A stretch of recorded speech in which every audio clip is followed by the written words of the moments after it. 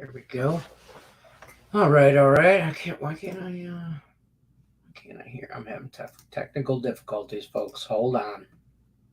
I don't know if you guys, can you guys? I can't hear you guys though. Why? You guys can hear me, but I can't hear you. Sometimes you just got to reattach.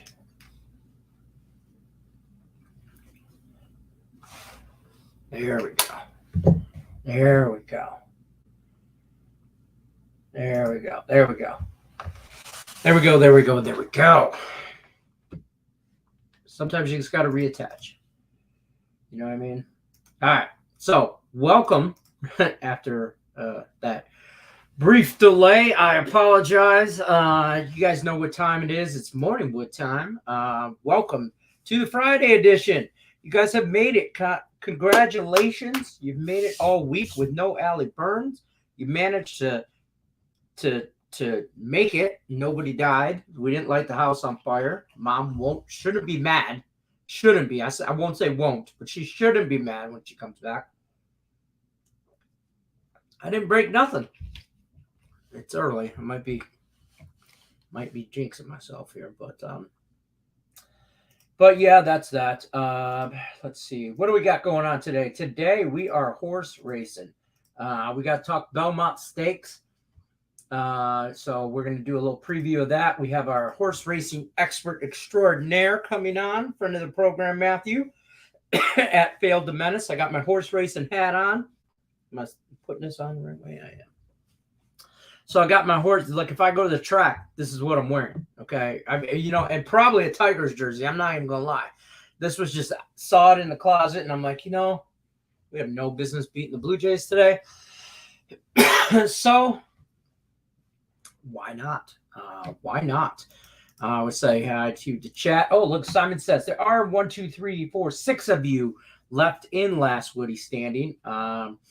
And Simon says is one of them. So the KC Royals money line. I'm going to share my screen real quick, just so you guys can see who's still in. What's the get down? What's the get down on the how does she say that? What's the get down and the get up? What's the get?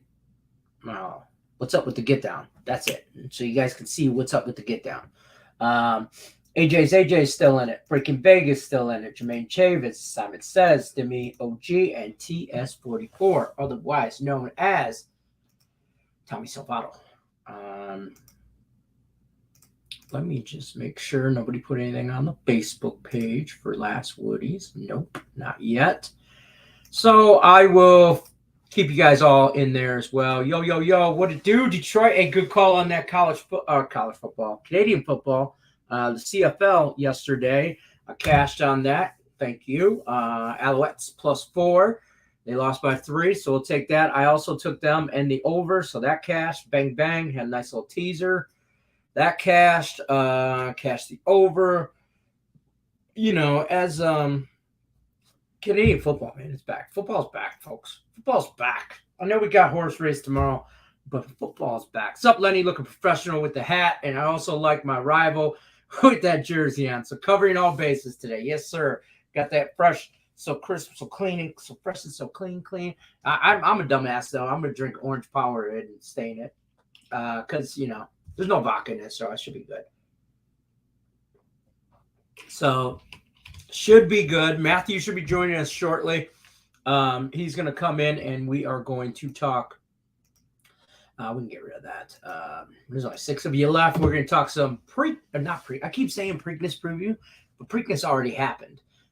It's the Belmont. It's Kentucky Derby, Preakness, Belmont. But I get them flip-flop sometimes. I know the Derby starts first. That's about all I know. I try to cover all bases for you, Tate. Cubs plus the 1.5 on some baseball action today. I didn't do horrible in baseball. Our squad bet lost yesterday, though. The Red Sox, they just can't. And I know the Angels would do and all that, but they just couldn't. Put bat on the ball. last couple games. So winning 1-0, 2-0, 2-1, whatever. Bullshit. Bullshit. Canadian football today. Underdog plus the points. I ain't looked at no Canadian football. I will. A little plus money. Honey, do you miss us? You miss us. She's on vacation, but she will be back Monday. So she cashed on that. Good morning, Lenny. There should be vodka in it. It's Friday. Let's roll. Game time decision, it probably will be. But I got to get my act right on. Speaking of act right, we got the man, the myth, the legend himself in the room here. We're going to bring Matthew in, our expert handicapper, horse racing handicapper over here. We won a little bit of money on the Derby day, so thanks for coming back. Yeah, absolutely. Thank you for having me. Absolutely. Allie is totally bummed. She's on vacation this week, so she's going to miss you. But she's in the chat, so she's definitely we're involved. Good morning, Woodies. Mama's coming home. She'll see you guys on Monday. Yeah, Dad's in charge of the show. So we made it this far. I haven't broke anything. Nobody's, I don't know. They're probably all mad at me, but I don't care. Look, I haven't broke anything. Nothing's on fire. And I got our horse race guy over here for you guys. So absolutely. I got my cool hat on. I'm ready to roll. You might see Detroit Lenny at a horse race track. This is probably what I'm wearing: a baseball jersey, a cool hat. I probably got a cheap beer in my hand, and I'm looking for the hot dog guy. That's not a bad setup, man. That's a really nice setup, actually. Right, exactly. That's just how I'm rolling. Oh, look, she's had a beer in her hand since I got here, and I don't plan on putting it down until I leave. Now that's a vacation. That's a vacation, my friend. Absolutely. So Matt, how'd the Preakness go? We missed you on the Preakness. We had some scheduling issues or whatever. So how'd that go for you? How'd that turn out? Pretty well, actually. I mean, it was funny. It's a great example. I think what happened at the Preakness is an example for any horse players out there. You always have to be flexible and be willing to call an audible. And so one of the things going into that race, I was a little lukewarm on early voting. I didn't know if the race was going to set up well. I didn't know, how the closers were going to run. And so I just wasn't sure about early voting being on the lead. When I was actually at Pimlico that day, and when you were at the track, it was entirely obvious that they had souped up that track to the point where early speed just could not get beaten. And so suddenly early voting looked like the best bet on the card because he had that early speed to get out there. And so I called an audible, and at the last second, I put $20 down on early voting to win, and that paid off at 5-1. So that was a nice little day for me there. But, it's always important, as much work as you put into, handicapping a card and looking over the race and looking over the race shape. You always have to be willing to understand that maybe what you see in the paddock isn't very good. Maybe the attitude of a horse is maybe not what you want to see, or maybe a horse looks really perked up in the paddock, or the track, in the case of Pimlico at the Preakness, was just really souped up and really ready and favoring early speed. And you got to, at that point, go, okay, like, I can't fall in love with my picks so much that I ignore reality and what's happening in front of me. So Preakness was a lot of fun, though. It was a great day at the track. It was beautiful weather, so a lot of fun. All right, cool. I could, early voting. It's so, I don't know if I got a chance to tell you, or you saw the story on Twitter, because listen, I follow Matthew on Twitter. I'm just telling you right now. I share, I do it. I appreciate it too. Advice. Yeah. I do. So, I mean, if you guys aren't in the chat, you're missing out. But for the Derby, I got to tell this quick story. My kids, I give them all like $2. So it's like a $2 minimum bet. Pick a horse, any horse. I'm putting $2 on it. If they win, you you keep the money, right? Yep. So, and I got 3 bonus children, and then my 2 older children. So I call them up. They live in Arizona. Call them. I'm like, these are the horses. Blah blah blah. So everybody picks a horse in my family, right? Mm-hmm. So there's like 7 horses picked. Between me and my wife, everybody, right? Yeah. My son goes, I'm going to take Rich Strike right there, right? And I go, no, Paul. Pick a different horse. I go, and he's like, no, I really want that horse. I'm like, well, why, Brendan? He's 9. Yeah. And he's like 95. At the time, he was 95-1. He's 95-1. I go, okay, that's his odds to win. He goes, oh, I thought it was his record. He thought it was his record. So I'm like, no, bro, he's not 95 wins and 1 loss. And so he thought it was his record. Yeah. So then I talked him off of that. And, Yeah. basically he picked Epicenter, who finished second in that race, I believe. Right.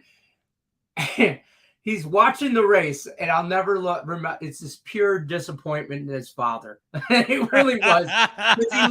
He looked over at me and he went, "Told you my horse was gonna win." And I went, I didn't have nothing to say. Right. Because he could have bet a $2 at 95-1, whatever it was. Yep. And I'm like, I don't know. And he goes, so I guess I lose my money. And I'm like, calm down, buddy. Calm down. Yes. This is what we call a learning experience in handicapping. This is what we call a bad beat. And yes, so don't listen to me, bro. I don't know what to tell you. So no, I mean, listen, it was a rich strike. I mean, that was, when I was on talking to y'all about the Kentucky Derby, I mentioned there's going to be a hot pace out in front. And I mentioned a bunch of the closers that I really liked, Mo Donegal, Barber Road, maybe some of those horses. And Rich Strike got the trip. Mo Donegal, Barber Road had to swing out 10, 11 wide and it just crushed their momentum. And Sonny Leone aboard Rich Strike just hung on the rail. And it was a fascinating, I'm sure a lot of people got millions of views on YouTube. I'm sure a lot of people watched that aerial drone coverage of the race as they were coming for home. And what you saw, it was amazing. And what you saw was Summer Is Tomorrow, who was the rabbit, if you will, who was setting that early pace, was just backing up. He was completely out of energy. And Rich Strike, and everybody was going wide to avoid Summer Is Tomorrow. And Rich Strike managed to kind of sneak by. And then there was this huge amount of open ground on the rail that was just vacated because of Summer Is Tomorrow backing up. And he just dove right in there and had the rail and just saved all the ground and came from. It was a brilliant ride. And it was a sort of once in a lifetime, type of ride and performance, but can't take anything away from the horse or the jockey. Amazing job. Absolutely. And so he's running in the Belmont Stakes, correct? He is, yes. He is. He did not run in the Preakness, but he is running in the Belmont. Is there something we should look for in that, in him being there? I mean, is he just, I see him now at about 7-2 odds or so. So is that the public remembering him from the Derby, or is he legit? Well, it's the morning line odds, so it's not influenced by betting yet. And so it's kind of what they set at the track. But what you're seeing is he skipped the Preakness because he really likes more distance. His pedigree would suggest the longer you run him, the better he's going to be. And so the Preakness is a little bit shorter. Pimlico supposedly has kind of tighter turns, although that's a little bit of a myth. But nevertheless, the Preakness just didn't really set up well. And I'll be honest, his trainer and his connections never really expected to win the Derby. And so the plan was never to come back 2 weeks later in the Preakness. The plan was always to come back at the Belmont at 1.5 miles, the longest of the 3 Triple Crown races, where he can really stretch out and use that pedigree to his advantage. And so, he's back here now at the Belmont and should like the distance. That's why he's 7-2. It's also not the strongest Belmont field, which is also influencing why he's kind of the third choice right now. And as TS44 said, the value's gone at 7-2. And I wouldn't be surprised if he gets bet down from there, because the general public is going to start, Lenny, to your point, I think the general public is going to start betting on him, and that's going to drive those numbers down even more. But, the issue, and we'll get into the Belmont in more detail, but the issue with his race is he's not going to get the same race setup that he got in Kentucky. It's not going to be very fast up front, and he's not going to have this blistering pace to close into. So we'll see. I mean, he definitely can do the distance, and that'll help him. But it's going to be a tall order for him to try to pull off the second upset. Now, we don't have a big field in this race. I mean, 8 horses, correct? Correct. Why is that there's so many, Derby time, and then it seems like then it's the Preakness, there's less, and then there's the Belmont, there's even less. Why is that? I always wondered that, and that's a stupid question. I apologize. No, it's not a stupid question at all. It's a really good. Yeah, it's a really good question. So part of it is ownerships, to be honest. A lot of Okay. owners want to say they have a Kentucky Derby horse. And so there are more horses than who probably should be in that field that are in that field. Okay. So it's And, so clustered. yeah. And so, and through the qualification process, through the points process, you can qualify, you can get the points, etc. And so there's a lot of owners who just want to have their Derby horse, and that will help them in terms of a horse becoming a sire later on to go, they were placed in the Kentucky Derby. Even if they run 20th, they were still placed in the Kentucky Derby. Okay. Then you have the quick turnaround. Then you have 2 weeks to the Preakness. These horses have never turned back around on such a short rest. So unless you do really, really well in the or in the Kentucky Derby, you're probably not going to come back 2 weeks later in the Preakness. And so that's kind of why you see the smaller field. And then you get to the Belmont. And the Belmont is referred to as the Test of Champions. It's 1.5 miles. It's the longest any of these horses are ever going to run in their careers. And most horses are not bred to run 1.5 miles. And so that's the other reason. It's just too far. So that's why you just keep weaning, kind of out horses as the process goes on. But and the Belmont field is always traditionally pretty small. I mean, people who watched, the very famous, Secretariat performance in 1973, I think that was a 6 or 7 horse field. I mean, it's always been a smaller field. It's unlikely to get a double-digit field there just because there aren't a lot of 3-year-old colts who are confident at being able to run 1.5 miles. That's fair. So we have We the People, which I haven't seen yet, at 2-1 right now. I have not seen that. Mo Dangle, we're familiar with him. Yeah. Rich Strike, obviously we're familiar with him. Creative Minister, I don't think I've seen him or Nest. Mm-hmm. But Barber Road, seen Skippy Longstockings and Golden Glider. I want to say I haven't seen him either. But those Golden Glider and Skippy Longstockings are 20-1 as of right now. And don't think for 1 second my 9-year-old's not going to remind me not to take the long shot here in one of these races. So in the Preakness, he goes, well, which horse should I take now? And I know that was sarcastic for remember when. And I'm like, look, you pick your own horse, dude. I'm not saying nothing no more. I'm not giving nobody no advice because, and you know what he did? He picked Epicenter and a damn horse came in second. And I was like, it's a tough beat. I mean, last year, it's funny. Last year, one of my favorite horses, and sadly he's passed away, but was Midnight Bourbon. And Midnight Bourbon was a great racehorse, but always came in second. Just always came in second. Yeah, and and it was just heartbreaking because he was such a good horse and he was so valiant, but just could never close the deal. But he would always run these grade ones, the very best races, and he'd hit the board like a champ, and he made a lot of money for his connections while he was running. But it's tough. I think Epicenter has a little bit of that in him where he just runs second a lot, and that's you start to see that the more they run. Now we're not going to see him in the Belmont. Nope. He and Zandon, who I think is the other kind of really good horse out of that 3-year-old crop, are not. Epicenter ran that. If he had won the Preakness, maybe he comes back in the Belmont.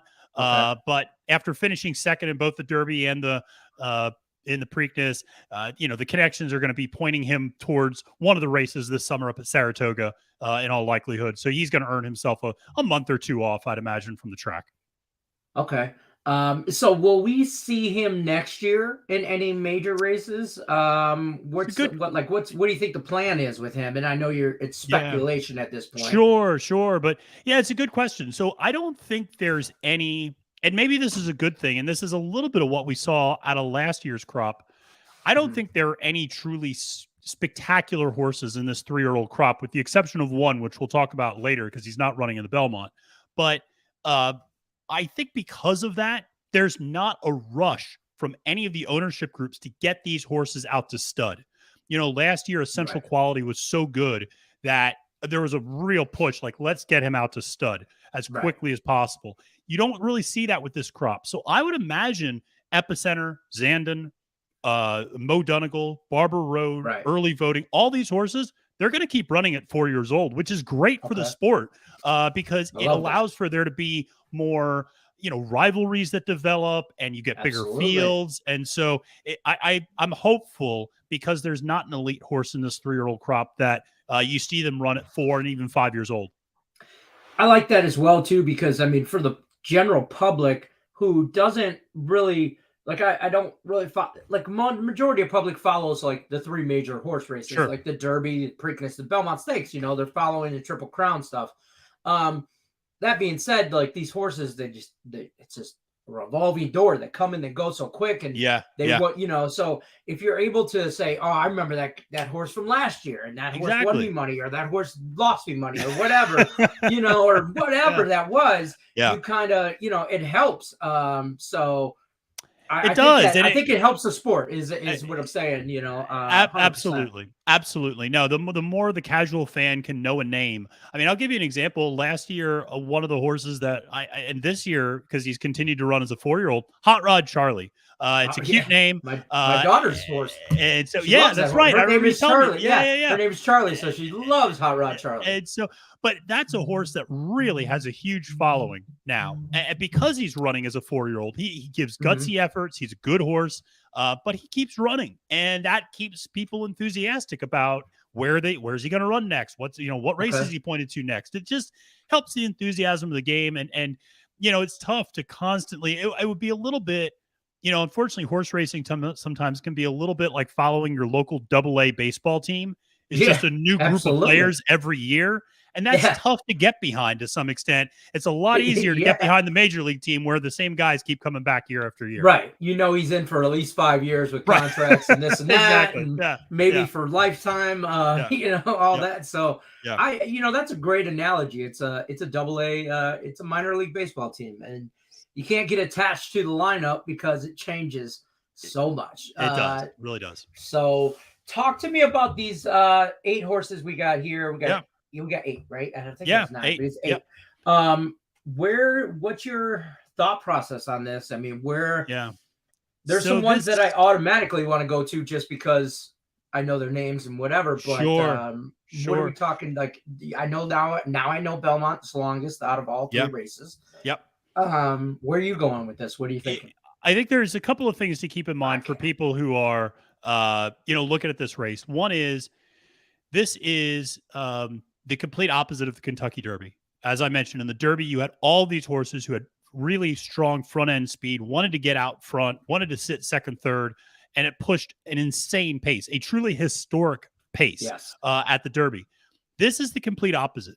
There is only one horse in this entire field who wants to go to the lead, and that is We the People, who's the morning line favorite at 2-1, who's breaking from the far inside post. He wants to go to the lead, and I'll be honest, there's nobody who even really wants to challenge him. If you look at their preferred running styles, most of these horses like sitting mid-pack or much further back and are closers. So We the People and his jockey Flavien Prat, who I think is one of the best in the business, is going to get out on the lead, and he's not going to be bothered. He's going to be allowed to run loose on the lead. And I think Flavien has kind of 2 decisions. He has a decision to make. One is, do you rein the horse in? Do you hold him back and just crawl around the track, knowing that nobody's really going to be pressing you for speed at all? And so you can afford to just kind of like lope along at the really slow fractions. Or do you let this horse run his own race and go, listen, just let him go. Let him go. Don't push him, but just let him go. And personally, I hope he does the latter, because typically reining horses in is not a winning strategy, even though it looks good on paper to go, oh, well, if you go slower early, then you're going to have more left late. A lot of times, though, it really is not a good idea, because it brings other horses into the race. So We the People, for those folks watching at home on Saturday, that horse might be 7, 8, 9 lengths clear of the field at some point early on, because there's nobody chasing him. And so, it's the idea of going wire to wire at the Belmont Stakes at 1.5 miles is highly unusual. It does not happen very often, but We the People is this young horse ascending, looked very, very good last time out at the Grade 3 Peter Pan, where he won by about 10 lengths. That was on the Belmont surface, so he likes the track. Granted, that was a sealed track. It had been very wet that day, and they sealed the track. That changes the horse's running styles a little bit sometimes. So there's that caveat, but We the People's, I think, is a very, very good horse and should not be discounted just because he's stepping up into this competition. Okay. So I mean, I agree with that. I would love to just not, like you said, don't push him, don't hold him back, just be along for the ride. Just control him, make sure he doesn't get all wacky or anything and all over the place. Point him in the right direction and just let him go. Yeah, let him go. And just let him go. Yeah. The other horse I'll mention, just because you mentioned that you weren't quite familiar with him, is Creative Minister at 6-1. And so this is my pick actually to win. And I think you're getting a little bit of value there. And I think Creative Minister, he finished third at the Preakness, and that was only his fourth career race. So he's a very lightly raced horse. He's getting better every time out. You know, we have speed figures that kind of tries to standardize how fast horses run. Every single race has been faster than the last one. He keeps getting better and better and better. He, out of all the other horses, is probably going to sit second or third. So he's probably going to be closest to We the People throughout the race. And he's bred and has the pedigree to really go that 1.5 mile distance. So I just think if you're looking for a little bit of value on a day where there's a lot of heavy favorites, I like Creative Minister at 6-1 quite a bit. I think he just really like that value, really like that horse. He just keeps getting better. So if I'm putting together a little, I call it a 3-team parlay, but it's really a trifecta in horse racing. Nor in regular, like, I don't know, baseball, it's a 3-team parlay for me. So in a 3-teamer, if I was to take We the People, Creative Minister, who would you throw in as your third to win, place, show kind of? Yeah, I would throw in a little bit of a long shot, and that's Barber Road at 10-1. I think Barber Road is an interesting horse in that he's getting the blinker. He typically runs with blinkers. He's getting the blinkers taken off. A lot of times when there's an equipment change, you see the horses kind of perk up a little bit, either putting the blinkers on or taking the blinkers off. That can be something that can kind of help the horse relax a little bit more now. He also is getting a jockey upgrade. He's getting Joel Rosario. Joel Rosario is one of the best jockeys in the world. And particularly, he is one of the best jockeys at weaving through traffic and just maneuvering his horse around the field.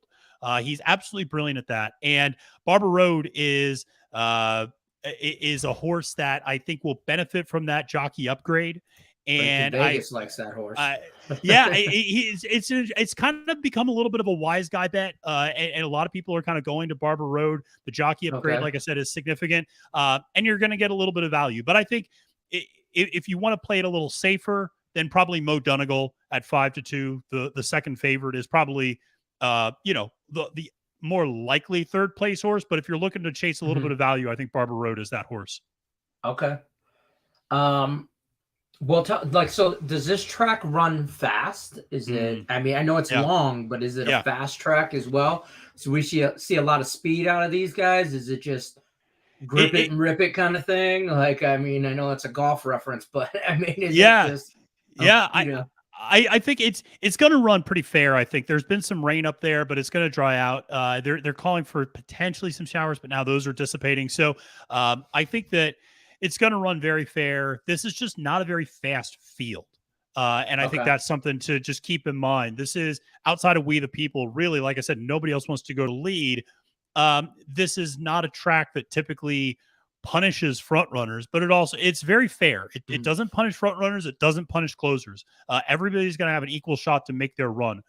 The biggest thing to pay attention to on the day of the race, and this is maybe one of the reasons why I'm a little bit more skeptical about Rich Strike and Sonny Leone, is you typically like to see jockeys who've run in this race before, because this is such a big track. Because it's not just that they're running longer, because you could run 1.5 miles at Churchill Downs. You would just put the starting gate at a different point and run longer. Belmont is just a massive track. It's bigger than the other tracks. And so because of that, you frequently see jockeys move their horses way too soon. And so because normally a jockey might move a horse and start asking a horse to go around the third and fourth turn. But at Belmont, those turns are so big and the home stretch is so long that if you start moving your horse around the third and fourth turn, your horse is going to be cooked by the time it gets to the finish line because you've moved it too soon. So I like to see jockeys who've run at the Belmont a few times, who know the course configuration, who know when to wait, and when to go. And so that's why I like people like Flavien Prat, Joel Rosario, Irad Ortiz Jr. I mean, these are jockeys who know the track well and who run there all the time and know we got to wait. You almost have to wait until you're in the home stretch to make your run, which is very counterintuitive to the way most of these horses have been trained and ridden most of their careers. Okay. That's good to know. I like that. Is there any other,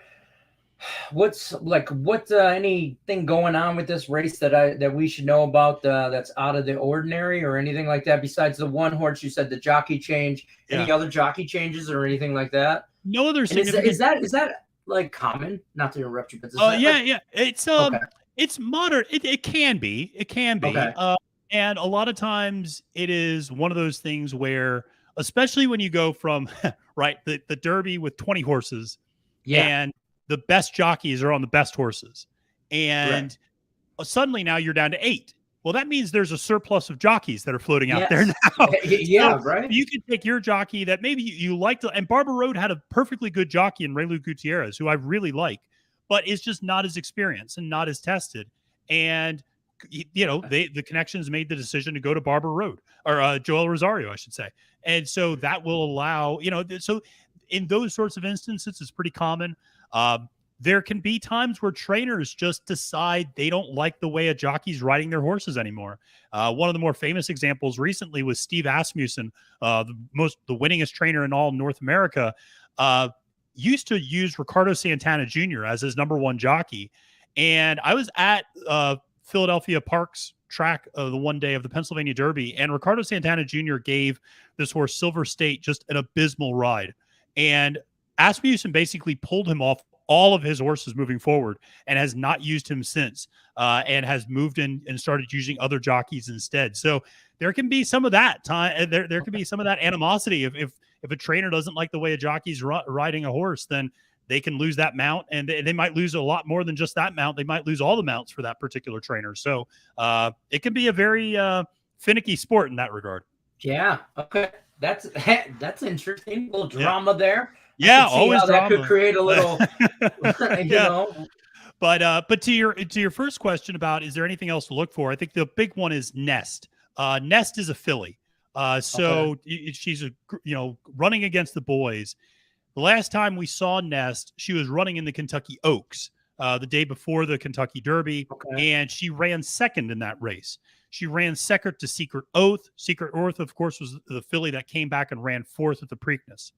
Now, here's the thing about Nest. There's a couple of things that are interesting about her. I don't think she's fast enough to win this race, but she's got some intriguing connections that would suggest that she will run well at the Belmont. First, the last filly to win the Belmont was back in 2007. The horse's name was Rags to Riches. Rags to Riches was trained by... I know that. Really? That okay. Yeah. That wasn't that long. Yeah. I've been betting these three main races, the Triple Crown races, for 30 years. So, I mean, I'll be honest with you, that's probably the only three horses I bet on a regular basis. But I remember that horse. Yeah. Because I remember the names. Yeah. The names, they stick with you. They do. If you won money on them, you're like, ooh, I like that horse. They really stick with you. Yeah. Yeah, exactly. So Rags to Riches won that 2007 Belmont, was trained by Todd Pletcher. Nest is trained by Todd Pletcher. Now, here's the other thing. Rags to Riches, her sire was AP Indy, a horse named AP Indy. Nest's mother's sire is AP Indy. So she also has AP Indy in her bloodlines. Now, what's really interesting is the horse that Rags to Riches beat in the 2007 Belmont was the horse Curlin. Interestingly enough, Curlin is Nest's father, is her sire. So she is bred to run this race in a lot of ways. She's bred for distance. She should love the 1.5 miles. I just don't know if she's fast enough. And I think that's the big question. But if you're just betting on pedigree, she's hard to ignore. I think the fact that Secret Oath only finished, the fact that Secret Oath only finished fourth is a little bit of a question mark, for her now stepping up at a longer distance against this field. But, definitely possible. And people who like to play like superfectas, the top four, I definitely think, including her there wouldn't be the worst of all ideas. Okay. I don't hate that. Tommy says, TS44 says, certainly Rich Strike could have upgraded jockey talent-wise, but after that ride, which was a trip of a lifetime, 100%, never happened. Yeah, exactly. Absolutely. No, and I understand. I mean, they're got to be loyal to, you dance with the one who brung you, right? And you gotta, you gotta be loyal to that that jockey. So Sonny Leon, amazing ride. Yeah. Talk to me about Skippy Longstocking and Golden Glider. They're both 20-1. Yeah. They're the long shots here. Is there any, there's obviously value in the number, but is there any actual chance that they get into a spot where they make anybody any money? I've been going back and forth on these two. There are some people I really respect who like Skippy Longstocking. I actually kind of like Golden Glider a little bit more. Skippy Longstocking ran fifth at the Preakness and technically should like more distance. Okay. What's interesting, though, is at the Preakness, he was losing ground at the end to a horse called Simplification. Simplification turned out, I love that horse. I love that horse. But it turned out Simplification actually had some pulmonary bleeding during that race and was bleeding. Now, I'm not a doctor, but if you're losing ground to a horse that's bleeding, that's not a good sign. Right. And so, and now you're stretching out to an even longer distance. Simplification is going to be fine. He's okay. He's going to take a little bit of a rest. He'll be back. And pulmonary bleeding is not that uncommon in horse racing, but it's still one of those things where, the fact that he was losing ground, I don't know. And I see, TS44 asked, do you use either of those horses in the exotics? I probably would not. I would stick to a horse like Barber Road. I think is probably about as long of a shot. If you really like Nest at 8-1, maybe that gives you a little bit of value. I do think Golden Glider and Skippy Longstockings might be a little bit more forwardly placed. I just don't think they have I just don't think they're as good as some of these other horses in the field. That's why they're 20-1. But but certainly, like I said, if they're forwardly placed and get the right trip, maybe they snag a piece. But I just, like I said, I like some other horses a little bit more. Right. I love what you said about Nest. I love the filly. I love the 8-1. Yeah. It's like right in my wheelhouse to make decent money on some stuff. So you creative minister 6-1. That's gonna that horse is gonna make a ticket for Detroit Lenny. Let me just tell you, that horse is gonna be on a ticket. I'll be honest with you, probably the top 6 will be on a ticket at this road, except for the bottom 2.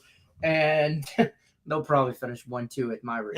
So that would be a bigger upset, I think, than Rich Strike, maybe, if those two finish 1-2. Oh my God, I'm just going to stop betting horses if that's the case. I got so much slack from that, and I had to tell the story. How do I not tell that story? Of course. And I was telling my buddies, and they're like, "Bro, you're like father of the year right there, man." And he said, "Like my stepdad did." Let me tell you what he did. And I'm like, I don't know, man. I don't know. I don't know. Download the app, man. Bet yourself. I don't know what to tell you.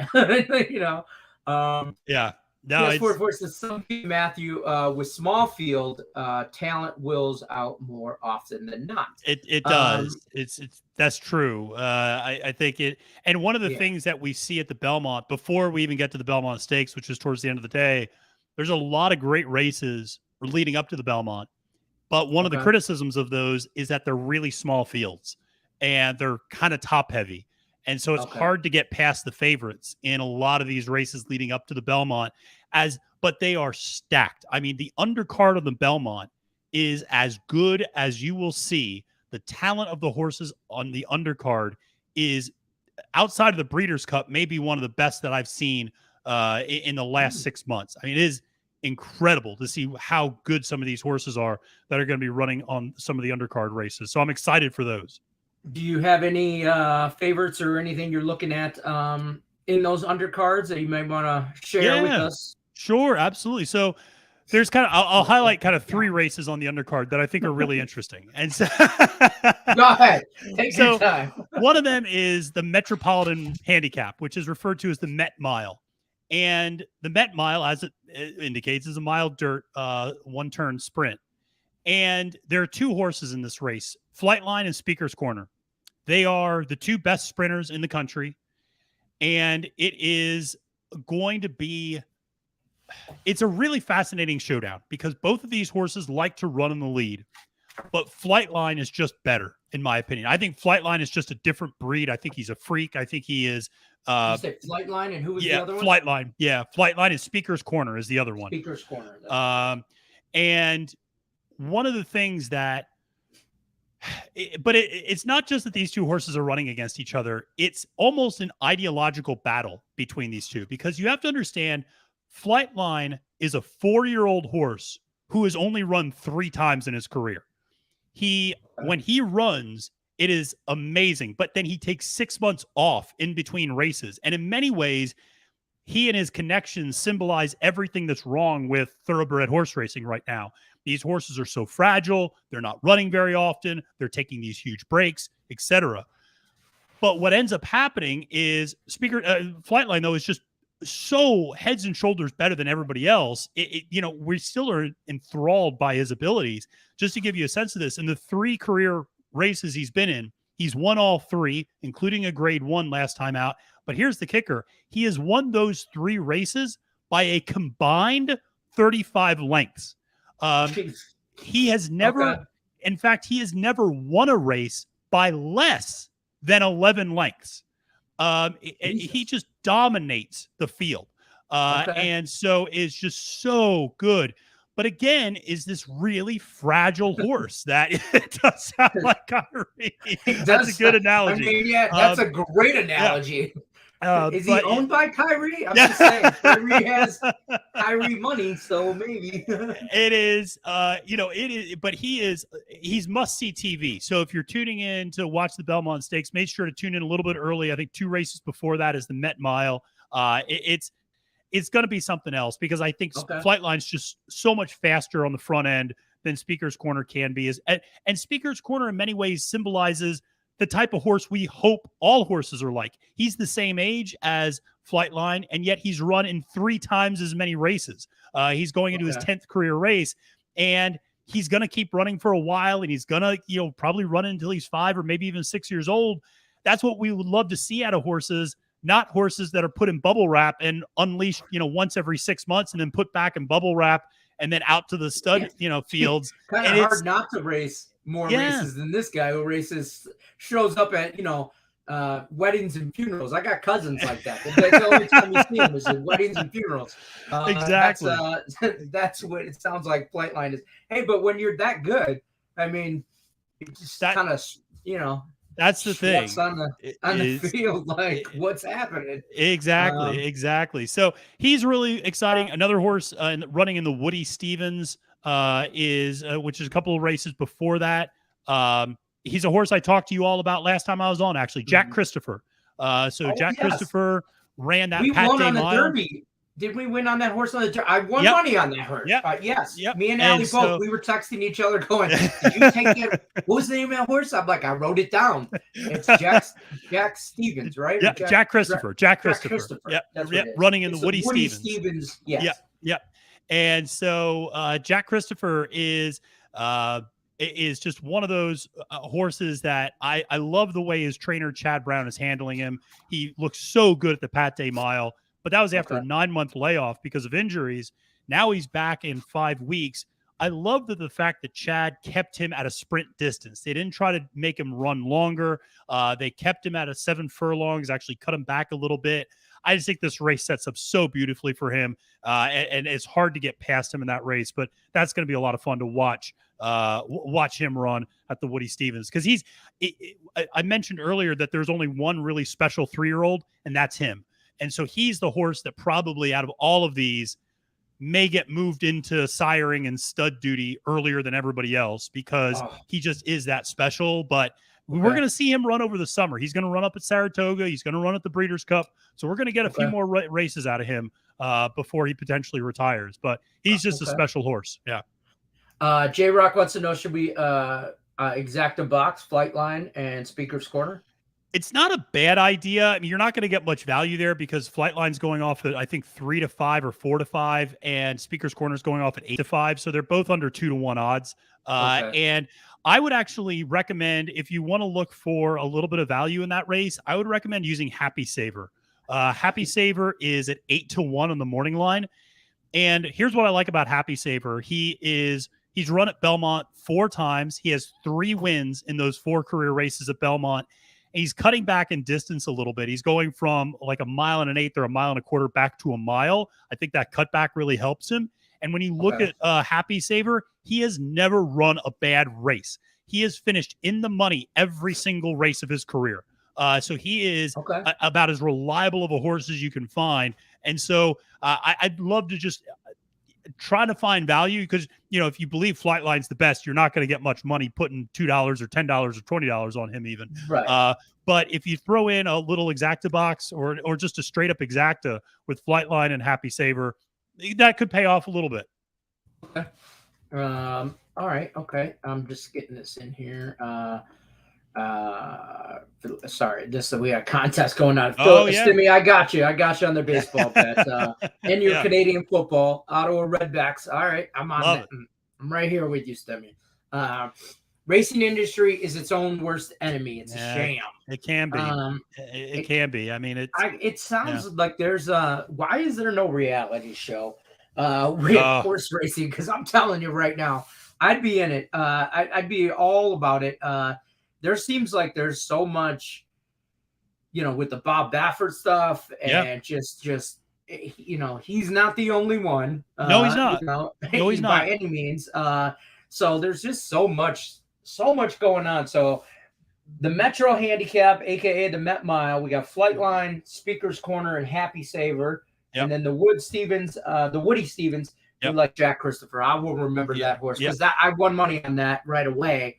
I lost it right after that because I put it all on simplification and the Derby. But what are you gonna do? That's what we love to do. So and I'll give you one final race which is for the ladies, which is the Ogden Phipps race, which is kind of an unusual name, but OGDEN Phipps is PHIPPS, and the Ogden Phipps is a 3-horse. A 5-horse race. It's a 5-horse field, but I would argue it is the best 5 fillies and mares in North America right now. It is as good of a field as you will find outside of the Breeders' Cup, and it is headlined by the star, the queen, Latruska.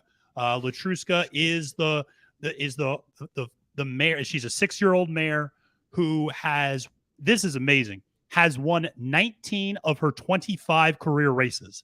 She sounds like the queen. And more importantly, she has won 5 of her last 6 Grade 1 races. So even when she goes against the very best, she wins. And I love her running style. She goes out right on the lead. She runs as fast as she can, and she kind of dares everybody to come after her. And when they do, she really digs in and she fights them off. And we saw that happen just about a month and a half ago at the Apple Blossom, her last race, where she repelled a couple challengers. This is going to be a tough field for her, though, because you have a couple of horses that are going to put a little bit of pressure on her on the front end. And I'm looking at the 2 4-year-old fillies in this race, Malathat and Clairiere. I think the 2 of them, I think this might be a little bit of the changing of the guards. That Malathat and Clairiere are going to be able to kind of track her down and pass her late because they are 2 horses that like to sit a little further back. I think they're going to let one of the other horses kind of wear Latruska out on the front end, kind of put some pressure on her and then run past her late. But it's going to be that's maybe the race I'm looking most forward to on the entire card. I can't wait to watch them run. Phipps, right? Yep, the Ogden Phipps. Yep. Phipps. Yep. Okay. Yep. PHIPPS. All right, I'm on it. I'm on it. I am on it. Matthew, I appreciate you stopping by. We're gonna wrap it up. If you got anything else you got for us, don't forget to follow Matthew at Failed to Menace on Twitter. It's worth it. Okay, it's worth it. There's tons of other horse races going on besides these 3 big ones or whatever. And not to mention, one thing I really learned on the Derby day, and I just want to say thank you to you, was just about all the undercard, if you will. Oh, yeah. I'm a big UFC or boxing guy. It's all about the undercard. So that's where you make your money, in my opinion, especially in UFC or boxing. I make my money on the undercard. Everybody and their brothers bet in the main event. I will nickel and dime my way up to that. So I appreciate you, all the knowledge you drop on this show. And I know everybody else here, the Woodies, the chat, they love you guys. Man, they love you, man. I appreciate it. No, it's great. And if you give me a follow on Twitter, I actually just posted my picks and analysis for all 9 graded stakes races at Belmont on Saturday. So you can get all those undercard picks and previews and kind of figure out where you're going to try to find value, where you're going to build up that bankroll leading up to the big race. That's the key. I mean, that's the menu, folks. That's the recipe. You bet the undercard, you make a little money there. Then you take that money. You're playing with house money anyway. Exactly. And then you play, then you go there. So absolutely. So I appreciate you stopping by. You're always welcome. Friend of the program. Allie Burns is she's probably still watching, but she's totally bummed that you were coming on today. And it was like, she's like, I mean, but she's up in Portland right now. Oh, that's lovely. Who vacations in Portland? I don't know. I've never been to Portland, so Me neither. But that might not be so bad. I don't know. She's got people up there though. But hey, anytime, I'm happy to come back. Maybe talk Saratoga later this summer and give some updates on some more big races happening across the industry. We appreciate you. Thank you for your time as always. All right. Thanks care, a lot, buddy. Lenny. Take care. Take care. Bye. All right. Well, there you have it. Belmont Stakes preview. You just had it right there, all in the nutshell. I don't know what else to tell you, folks. You're welcome. Hey, I got my notes, man. I took my notes. I wrote down my stuff. Okay, you can't see it. I put it right here. I don't know. It's all blurry. I don't know why. Maybe I took my notes. I'm ready to go. So I'm not playing around. The guy, listen, somebody commented that Lenny's soaking up all. I am. You're absolutely damn right. I'm soaking it all up. I'm copying your notes. I'll post that shit. I will post it on the Woody page. I got no problem with that. Because he made me money on the Derby early in the undercard with that Jack Christopher. So the money I lost on the Derby was that money anyway. So I was like, like playing with house money. Guy knows his stuff. I follow him on Twitter. It's definitely worth a follow. Even if you're not really into horse racing and you just want to bet for fun or whatever, or a little bit of money here and there, you should. But guy knows his stuff. And, you get a lot of people that think they know stuff. That guy knows his stuff. Knowledge is power, brother. Absolutely. The more you know, the more you know. Great show. Thank you, guy. Thank you. I'm copying your notes, right? I copied your notes. I'm going to take a picture of the pad of paper, and I'm just going to post it. This is handicapping for today. This page, though, I'm just going to take a picture of it, just so you know. I have no idea how to spell Latrusha. But I'll bet you when I go to bet it in the Ogden Phipps race and Clairiere and I wrote Malafat. I don't think that's the actual name. God, I should have been a doctor. Whatever. The Philly race though, I'm all over that, bro. I'm telling you right now. I'm probably gonna throw a couple $100 at Belmont and these undercard races. And if I win, I win. If I do, I do. If I do, then I'll probably get juicy. I'll probably get jiggy with some Tampa Bay puck line tomorrow. Ooh, let's not talk about last night. Did I get your last one? Yes. I'm going to pull that in real quick before we bounce.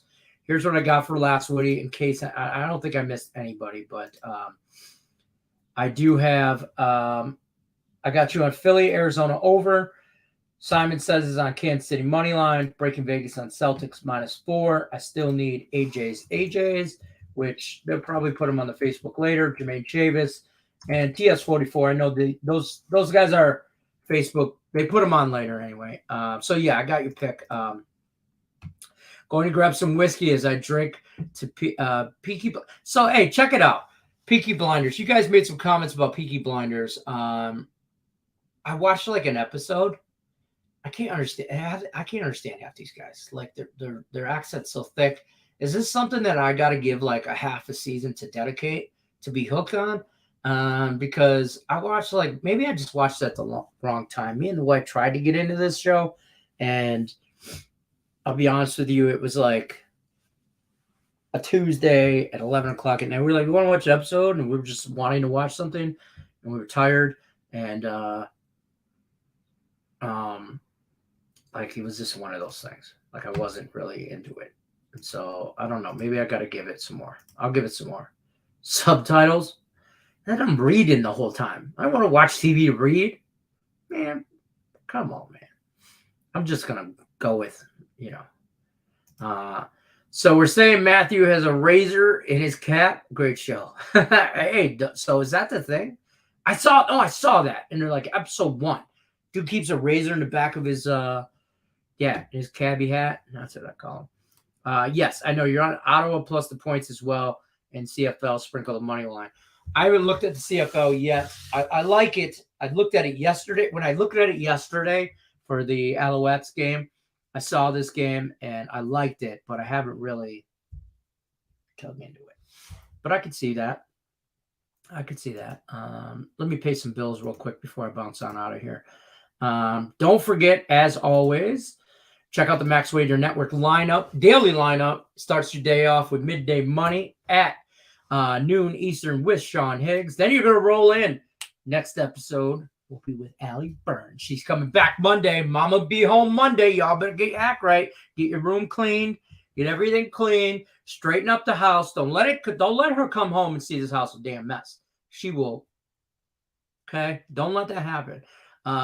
Like my inner child just came out when my dad would tell us your mom's on her way home from work. And if this house looks like this when she gets home, all y'all catching an ass whooping. So I just had that. I had flashback, a little PTSD right there for me.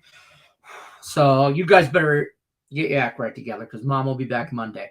Then you're going to roll right into Just Parlays with Chris King. He is coming up in about 2 minutes. So definitely check out my guy, Chris King, over there and all his parlay action.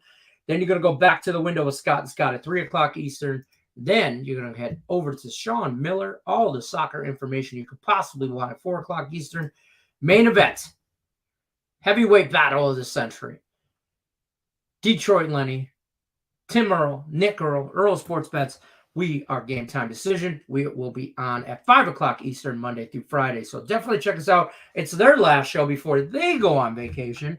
So Allie went on vacation this week, left me all alone in Morning Wood. And then now the twins go on vacation next week and left me all alone for Game Time Decision.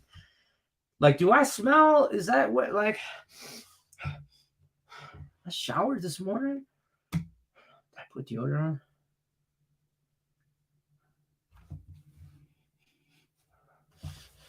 Yep, I did.